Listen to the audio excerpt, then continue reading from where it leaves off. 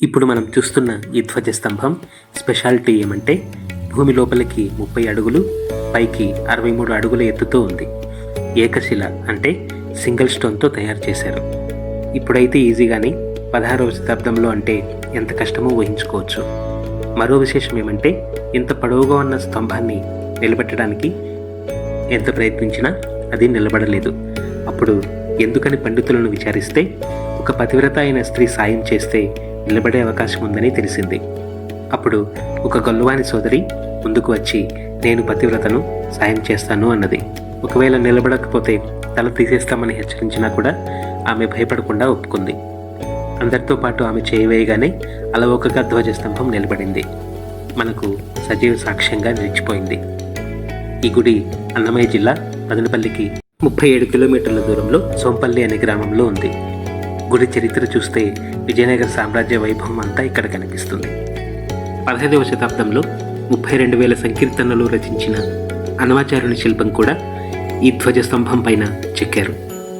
Archaeological survey of India వాళ్ళు వారసత్వ సంపదగా గుర్తించి ఈ గుడిని సంరక్షిస్తున్నారు.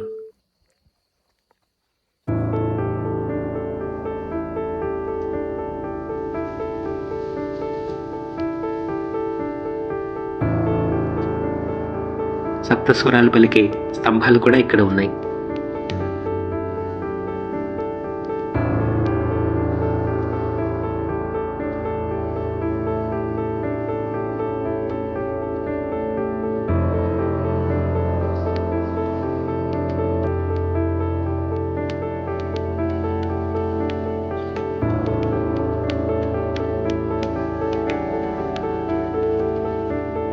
గుడిలోని శిల్పాలను ప్రత్యేకించి కళ్యాణ మండపం చూసామంటే మనకు వేలూరు చెన్నకేశవాలయం గుర్తుకొస్తుంది. ఈ గుడి అంతా చాలా రోజులప్పుడే వీడియో చేశాను.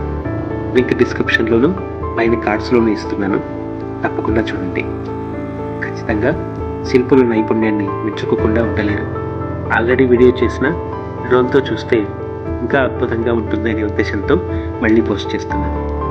ఈ కళ్యాణ మండపం మాత్రం సోప్ స్టోన్ అంటే సబ్బురాయిలా కనిపించే రాతితో మలిచారు. చూడగానే కర్ణాటకలోని బేలూరు హళేబీడుగూడుల్లో కనిపించే శిల్పాకృతుల్లా అనిపిస్తాయి. అక్కన మాదన అనే ఇద్దరు శిల్పులు ఎంతో నైపుణ్యంతో చరిత్రలో ఎప్పటికీ నిలిచిపోయే విధంగా ఈ గుడిని నిర్మించారు. లేపాక్షిలోని గుడిని కూడా ఈ ఇద్దరు శిల్పులే నిర్మించారు. తీర్చిదిద్దిన నిర్మాణ శైలి కనిపిస్తోంది. ఈ గుడిపైన కూడా దాడి జరిగింది. దాడి జరిగేటప్పుడు సోంపల్లిలో ఉన్న చౌడేశ్వరి అమ్మవారు వారిని తరిమివేసింది. అందుకే కొన్ని శిల్పాలు మాత్రమే ధ్వంసమయ్యాయి. గర్భగుడి ముందు ఉన్న జయ విజయుల విగ్రహాలు పూర్తిగా లేవు. అందుకే అప్పటి నుండి శాస్త్రోక్తంగా పూజాధికాలు జరగడం లేదు. ఈ ఊరి వాళ్లే రోజు పూజ చేసి దీపం వెలిగిస్తున్నారు. గర్భగుడిలో చెన్నకేశవ స్వామి మాత్రం చాలా అందంగా ఉన్నాడు. ఈ గుడికి ఉన్న విశేషాలకు తగినట్లుగా లేపాక్షి గుడి తెలిసినంతగా ఈ గుడి అందరికీ తెలియదు. మారుమూల ఒక పల్లెటూరులో ఉండడం వల్ల కావచ్చు. ఒకసారి చూస్తే మాత్రం గుడి గొప్పతనం తెలుస్తుంది. వీడియో నచ్చితే లైక్ చేసి షేర్ చేయండి. ఇప్పటిదాకా సబ్స్క్రైబ్ చేసుకోకుండా ఉంటే ప్లీజ్ సబ్స్క్రైబ్ అండ్ సపోర్ట్. నమస్తే.